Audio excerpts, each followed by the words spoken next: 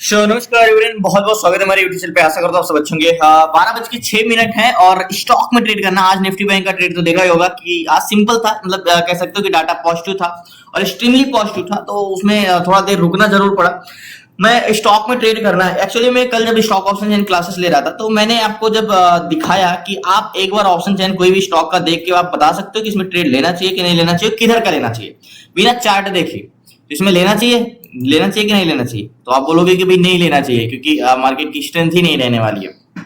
तो ये चीजें मैं जैसे टीसीएस है या कोई भी स्टॉक है कि किसी भी स्टॉक में मैं क्यों कहता हूं कि आप को मैं 100% कहता हूं, मैं वादा करता हूं कि आपके 10 में से 9 ट्रेड आपके जाएंगे ही जाएंगे। 100% 10 में से 9 ट्रेड आपके जाएंगे ही जाएंगे, क्योंकि मार्केट में जो इंडेक्स का डाटा होता है, यानी ये जो निफ्टी बैंक या बैंक निफ्टी का डाटा है ऑप्शन चेन में, ये क्या होता है, ये चेंजेस हो जाते हैं, यानी ट्रैप हो जाता है। कभी कभी बुल टू बुली से, लेकिन 1 मिनट या 5 मिनट में पूरा का डाटा निगेटिव हो जाता है।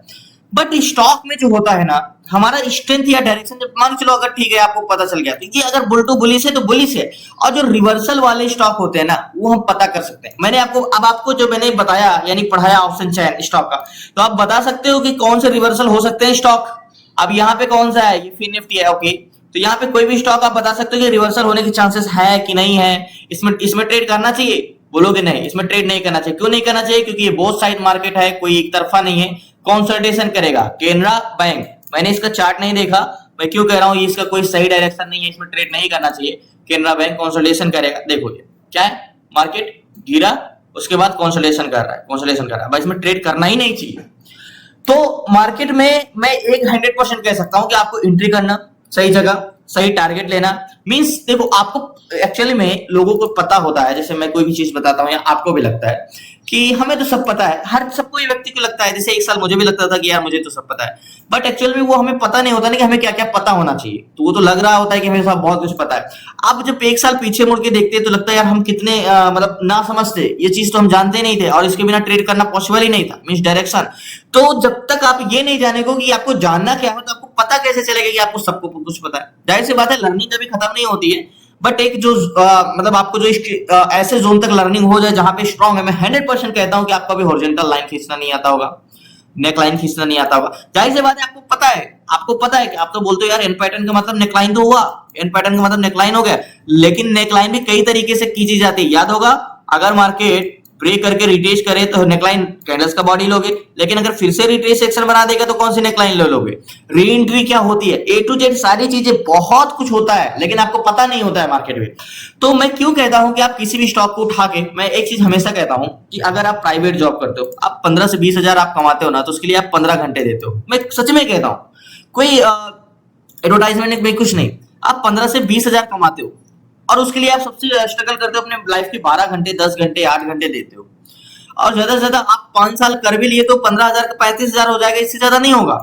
लेकिन मैं आपसे एक वादा करता हूं कि आप स्टॉक में अगर ट्रेड करना सीख लो और उसका डाटा रीड करना सीख लो, तो आपके जो 15 से 20,000 कमाने के लिए आप अपनी लाइफ के 12 घंटे या 8 घंटे दे रहे हो, वो आप 2 घंटे में कमा सकते हो। लेकिन उसके लिए आपको 3 से 4 महीने अपने इन्वेस्टमेंट करने होंगे, यानी 3 से 4 महीने अगर आप मुझे देते हो, यानी समय देते हो, तो मैं 100% कहता हूं कि आपके स्टॉक में से 10 में से 10 ट्रेड नहीं तो 9 ट्रेड तो जाने ही जाए।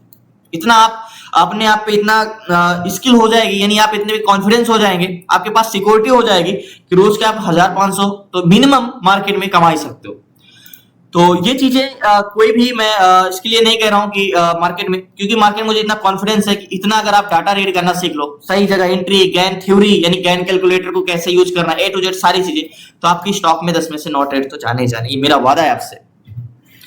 तो मैं जो कहता हूँ स्टॉक में ट्रेड करने के लिए हमें क्या जरूरी है क्या नहीं जरूरी है, तो मार्केट में सबसे पहले आपको एक एक स्टॉक ऑप्शन चेन में ये पता होना चाहिए। अब आप बोलोगे भाई आप यहाँ पे बताते क्यों नहीं हो जब इतना जरूरी है, तो एक्चुअल में जो ऑप्शन चेन का डाटा रीड करने का वो टॉपिक बड़ा है, तो यहाँ पे या तो फिर स्पेशल कोई वीडियो बनाए उस पर, या तो फिर कोई इस पे 10-15 मिनट की वीडियो में पॉसिबल नहीं है।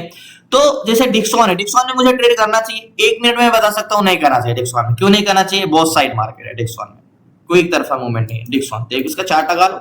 अब आपको सिर्फ प्राइस एक्शन का पता है तो आप डिक्सॉन में कुछ ना कुछ देखो गिरा, बहुत साइड मार्केट फिर ऊपर गया और यहाँ से फिर ऊपर जा सकता है, तो इसमें मैं ट्रेड नहीं करूंगा। मुझे चाहिए जो स्मूथ बाइंग आए, जो एक तरफा हो, जिसमें लास्ट तक बाइंग ही आए, कुछ ऐसा स्टॉक चाहिए। तो सबसे बड़ी चीज है कि या तो मैं एक एक स्टॉक करके देखूं, या तो मेरे पास ड्राइव है जो एक्चुअली में मैं आपको सीट्स भी दे दूंगा, तो आप पॉसिबल ही सिर्फ सीट्स से आपको ट्रेड नहीं कर सकते हो। आपको ऑप्शन चेन के क्राइटेरिया पता होना चाहिए कि आपको क्या देखना है क्या नहीं देखना। सीट्स से हमें ये आसान हो जाता है कि भाई मार्केट में हमें कब ट्रेड लेना है, क्योंकि ऑप्शन चेन में 183 स्टॉक है। अब 183 स्टॉक में हमें सब में एक एक जाके देखने में स्टॉक ऊपर निकल जाएगा, तो हमें सीट से क्या होता है एक दो स्टॉक हमें मिल जाते हैं जो बहुत ज्यादा भीड़ में हमें खोजना नहीं पड़ता है। तो इसमें कोई स्टॉक ढूंढते हैं, जैसे देखो एनएमडीसी है, सेलिंग के लिए यस है, लॉस भी है, ये है, तो वेट करते हैं। इसमें एक दो स्टॉक ढूंढते हैं, लास्ट तक बने रहिए।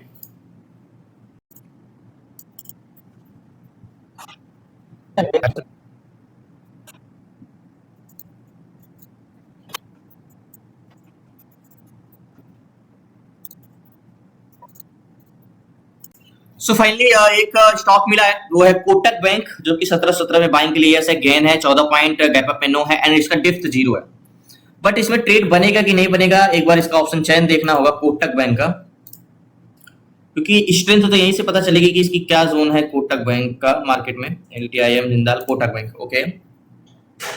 तो बाइंग के लिए 33,000, 18,000, 29,000, 51,000, ओके। एक बार पीसीआर इसका चेंजेस निकालना पड़ेगा, तो याद होगा कोटक बैंक, तो 29,939, ओके, 29,939, 29,939 को डिवाइड करेंगे किससे, 51,026, 51,026, सॉरी 51,026 है, 51,026।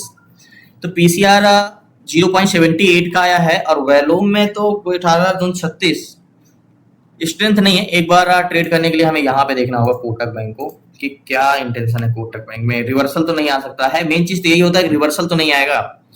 तो कोटक बैंक में अगर आप बात करो तो change in input call ratio की बात करें हम यहाँ पे, तो मार्केट के साथ साथ बढ़ रहा है, बट यहाँ पे पीसीआर तो काफी तेजी से इंक्रीज हुआ है, 0.58 यानी 58 से यहाँ से इंक्रीज हुआ है, बट मार्केट के साथ साथ कोटक बैंक घट रहा है, बढ़ रहा है। तो इसमें वन डे टाइम फ्रेम का हॉरिजॉन्टल जोन अगर देखेंगे तो कौन सा होगा, वन डे टाइम फ्रेम का हॉरिजॉन्टल जोन ये वाला।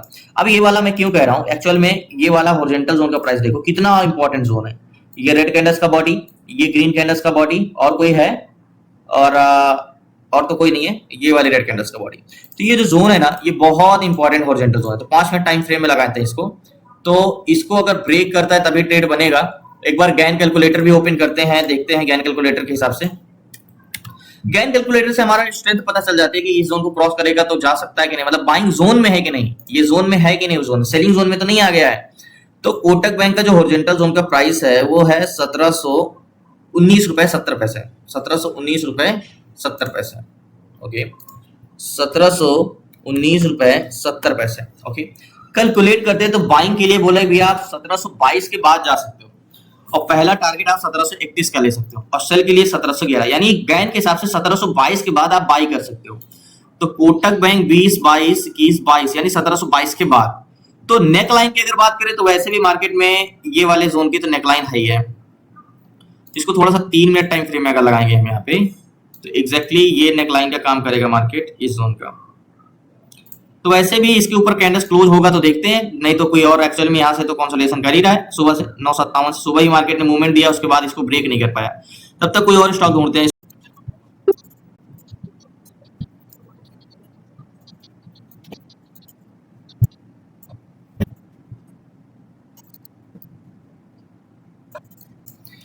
सो फाइनली स्टॉक की अगर बात करें तो सीट से तो मुझे कोई भी स्टॉक नहीं मिला है, मतलब सारे मूवमेंट कर चुके हैं या रिवर्सल कर चुके हैं, तो इस हिसाब से मुझे इसमें कोई भी एक स्टॉक नहीं मिला है।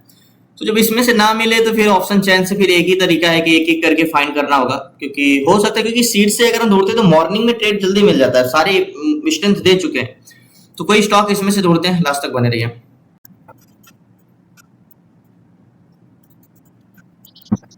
सो फाइनली वोल्टास है, अब इसमें देखते हैं कि ट्रेड बन सकता है कि नहीं। वन डे टाइम फ्रेम में लगाते हैं सबसे पहले, और ये ऑल टाइम हाई पे है क्या वोल्टास।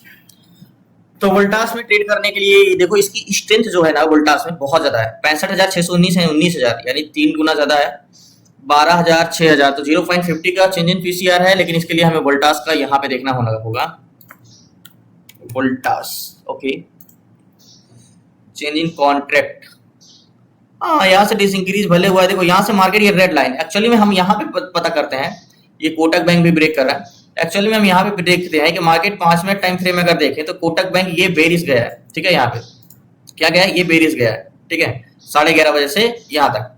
लेकिन अगर हम यहाँ पे देखें निफ्टी ट्रेडर यहाँ पे देखें तो 11:30 बजे से ये नीचे गया है मार्केट, लेकिन ये फिर यहाँ से 11:50 से कंटिन्यू पुट सेलर इंक्रीज होने लगे।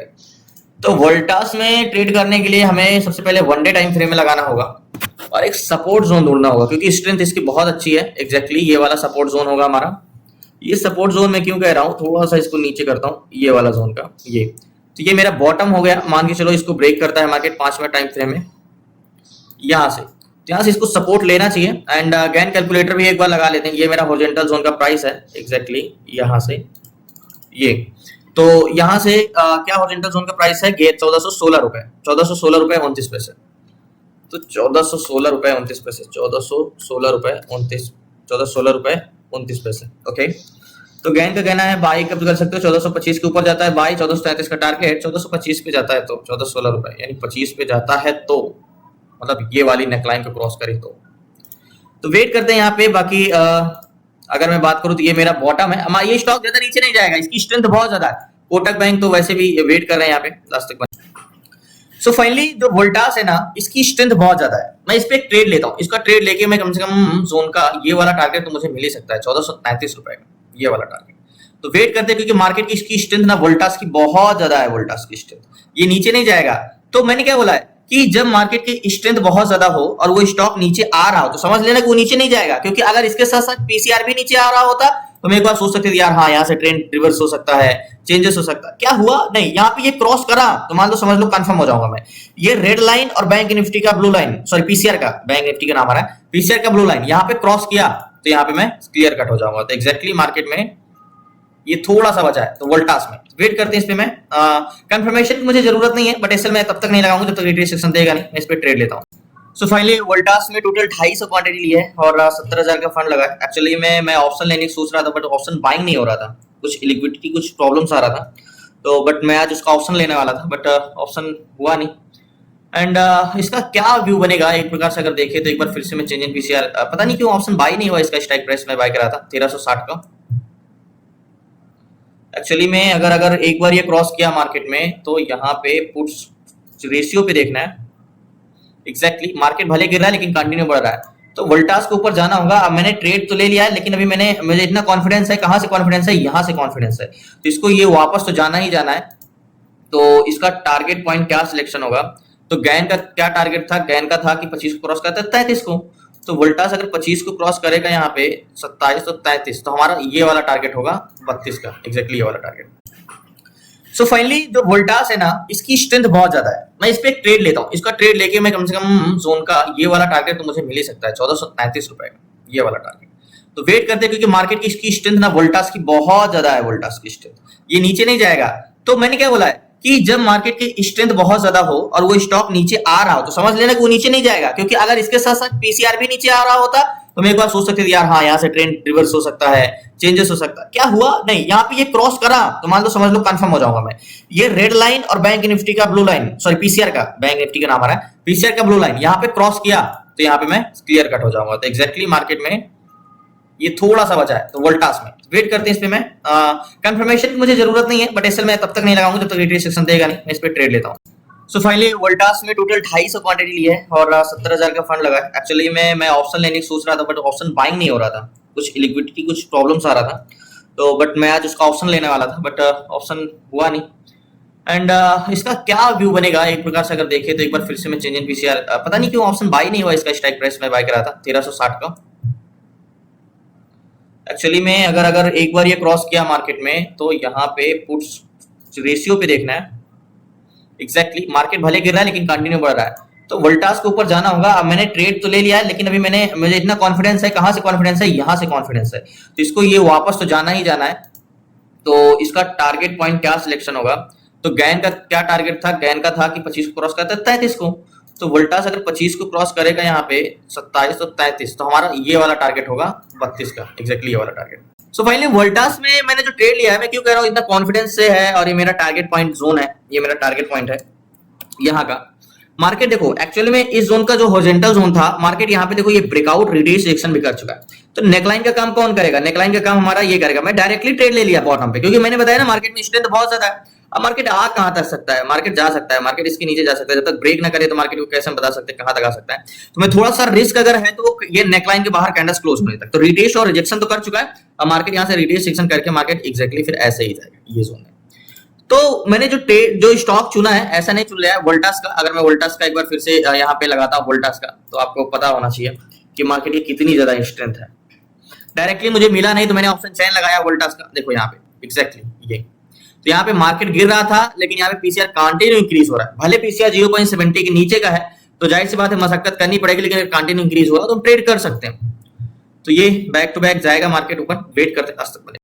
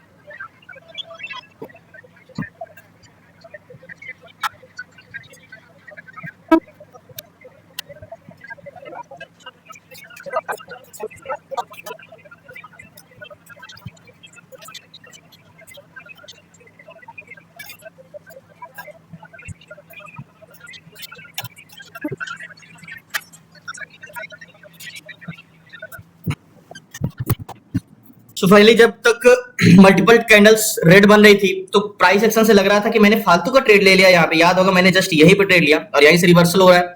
मैंने एक चीज आपको बताया है कि वोल्टास में स्ट्रेंथ बहुत है, यानी जो हमने टारगेट लिया है 32 का या 31 का कह सकते हो, बहुत बड़ा टारगेट नहीं है।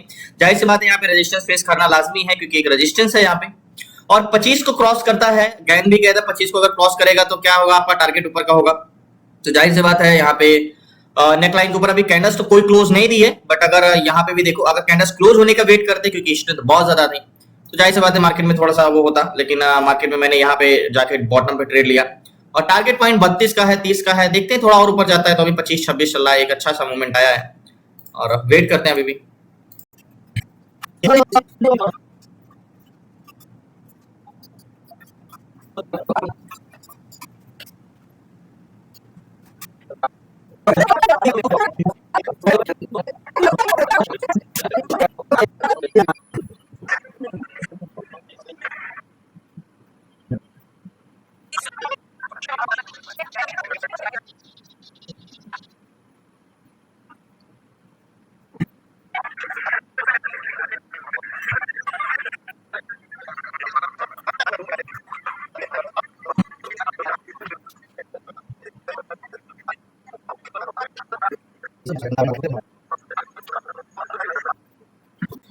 सो फाइनली जो मैंने ट्रेड लिया है तो टारगेट के पास से होके तो आ गया। एक्चुअली में टारगेट था हमारा 32 का और मार्केट 31.12 तक होके आ गया, बट मार्केट नीचे आ गया फिर से। स्टॉक वोल्टास क्योंकि स्ट्रेंथ बहुत ज्यादा है, अगर मैं एक बार फिर से मार्केट से स्क्वायर ऑफ नहीं कर पाया क्योंकि तुरंत आ गया, नहीं तो मैं 31 पे भी निकल जाता, क्योंकि मैं नहीं चाहता एग्जैक्टली ये वाला इसने रेजिस्टेंस लिया है ये वाले कैंडल्स का, तो मैं नहीं चाहता कि मार्केट रिटेस्ट करने आए क्योंकि ऑलरेडी मूवमेंट दिया है काफी। तो एक बार वोल्टास का फिर से रिलोड करते हैं। मैंने आपको बार बार बता रहा हूँ कि स्टॉक में अगर डाटा रीड करना सीख गए तो आपको कोई प्रॉब्लम्स नहीं हो सकती। आप देख के बता सकते हो एग्जैक्टली। यहाँ पे देखो क्रॉस भी कर दिया है तो अभी भी बढ़ रहा है, तो चांसेस हैं, देखते हैं फिर से इंतजार करते हैं अगर इस जोन पे जाता है तो। सो मार्केट से मैं एग्जिट कर देता हूँ। 30, 31, 32 टारगेट भी डन हुआ। अब मार्केट से मैं स्क्वायर। सो फाइनली मार्केट से मैंने एग्जिट कर दिया एंड 32 पे एग्जिट किया। मार्केट ऊपर 32 के ऊपर भी एग्जिट किया, करीब यहाँ के आसपास, याद होगा। जब ये स्टॉक गिर रहा था तब मैंने बाय किया और मैंने बोला था ना कि ये नीचे नहीं जा सकता। इसी को तो बोलते हैं डाटा रीड करना। आपको पता होने चाहिए, क्योंकि आप सिर्फ मॉनिटर अगर देखोगे यहाँ पे तो आपको कुछ नहीं पता होगा, लेकिन अगर आप डाटा रीड करना सीख जाए तो आप मार्केट की स्ट्रेंथ, याद होगा वोल्टास का मैंने बताया था कि इसकी स्ट्रेंथ बहुत है, मैंने यहीं पे बाय किया था और इसके बाद टारगेट मिला। देखो अगर मैं कोई चीज बोलता हूं तो एक्चुअली मैं वो मार्केटिंग करने के उद्देश्य से मैं नहीं बोलता, मैं सच में कहता हूं कि अगर आप 50% देखो तो लोग प्राइवेट सेक्टर में अपने 12 घंटे 13 घंटे देते हैं। मैं चाहता हूं अगर कोई चीज अगर आप स्किल सीखते हो ना, सही आप अगर 500 भी कमा रहे हो तो वो मेरे लिए बहुत बड़ी बात है। तो इसीलिए मैं कहता हूं कि देखो ऑप्शन एक अपॉर्चुनिटी का गेम है, ऑप्शन एक साइकोलॉजिकल गेम है। मींस ऑप्शन के लिए आपको बहुत ज्यादा एक्सपीरियंस की जरूरत है और बहुत ज्यादा आपको साइकोलॉजिकल कॉन्फिडेंस की जरूरत है। अभी तो 36-37 चला है, लेकिन मार्केट से मैंने एग्जिट कर दिया यहाँ पे। तो ऑप्शन ट्रेड करना है, लेकिन उसके लिए आपको काफी दिन से ट्रेड करना होगा, एक्सपीरियंस होनी चाहिए और भी बहुत चीजें, क्योंकि उसमें डाटा बहुत जल्दी जल्दी चेंजेस होते हैं। तो हो सकता है बुल टू बुलिश डाटा में भी बेरिश मार्केट चला जाता है, क्योंकि उसमें चेंजेस आ जाते हैं। लेकिन स्टॉक में ऐसा नहीं होता है, उसका जो डाटा है वो लास्ट तक वही रहता है, जल्दी चेंजेस नहीं होते। और जो रिवर्सल होने वाले स्टॉक होते हैं कि मार्केट ऊपर तो जा रहा है लेकिन वहां से रिवर्स कर सकता है, वो स्टॉक का डाटा भी मैंने आपको कल बताया कि किस स्टॉक में हमें रिवर्सल होने के चांसेस ज्यादा रहते हैं। तो वोल्टास को मुझे सीट्स में ढूंढा, मुझे स्टॉक नहीं मिला, कोई भी मुझे नहीं मिला था। एक कोटक मिला था, बट कोटक में भी मैंने ट्रेड नहीं किया। फिर मुझे वोल्टास मिला ऑप्शन चेन में, देखा तो मैंने देखा तो इसकी स्ट्रेंथ तो बहुत ज्यादा है, तब जाके मैंने इस पर ट्रेड लिया। एक्चुअली मैं इसका ऑप्शन बाय कर रहा था बट ऑप्शन हुआ नहीं इसका बाय, तो फिर मुझे इसका क्वांटिटी ही लेना पड़ा यहाँ पे। तो इसका भी याद है ब्रेक करने के इंतजार कर रहे थे, वही नेकलाइन को ब्रेक करेगा, कोटक को तो हम ट्रेड करेंगे, बट ये अभी तक भी नेकलाइन को इसने एक भी ब्रेक नहीं किया। तो इसलिए मैंने वोल्टास में ट्रेड किया था ऑप्शन चेन में। एक बार फिर से रिलोड करके देख लेते हैं, मैं आपको बताता हूँ। तो मैं आपको यही सिखाना चाहता हूँ, यही बताना चाहता हूँ कि जो हमारा स्टॉक है उसमें ट्रेड करके हम आराम से इजीली से कर सकते हैं, 10 में से 9 ट्रेड आपका प्रॉफिट में जाएगा ही जाएगा, मैं 100% कहता हूँ। तो वोल्टास की स्ट्रेंथ आपको 75 और 22 मैंने आपको बताया था, 3 गुना ज्यादा स्ट्रेंथ है। एक क्राइटेरिया होता है, क्योंकि आप जब स्टॉक इंडेक्स में ट्रेड करते हो, इंडेक्स का ऑप्शन चेन देखना बिल्कुल डिफरेंस होता है स्टॉक का ऑप्शन चेन देखने से। क्योंकि इंडेक्स में क्या होता है, आप पॉजिटिव पीसीआर में ही पॉजिटिव ट्रेड लेते हो, लेकिन स्टॉक में ऐसा नहीं होता। स्टॉक में हमेशा पॉजिटिव ट्रेड में नेगेटिव पीसीआर मिलेगा। तो बहुत बहुत धन्यवाद आप लोगों को लास्ट तक बने रहने के लिए, शुक्रिया आपका दिल से लास्ट तक बने रहने के लिए। एंड नए हैं तो प्लीज आपसे रिक्वेस्ट है, नए हैं जरूर चैनल को सब्सक्राइब कर लीजिएगा। आपको क्लासेस में जुड़ना है, सीखना है स्टॉक इंट्राडे में ट्रेड कैसे करना है, कैसे स्ट्रेंथ पहचाननी, कैसे डायरेक्शन डिसाइड करना, ए टू जेड सारी चीजें, stock intraday, stock SIP, stock swing और ETF short term and ETF SIP, option selling, option buying, A to Z सारी चीजें 6 मंथ की क्लासेस में तो डिस्क्रिप्शन में नंबर है, आप उसे व्हाट्सएप करके जुड़ सकते हैं। बहुत बहुत धन्यवाद आप लोग, कल मिलते हैं न्यू ट्रेड न्यू शेयर से। तब तक जय हिंद, जय भारत।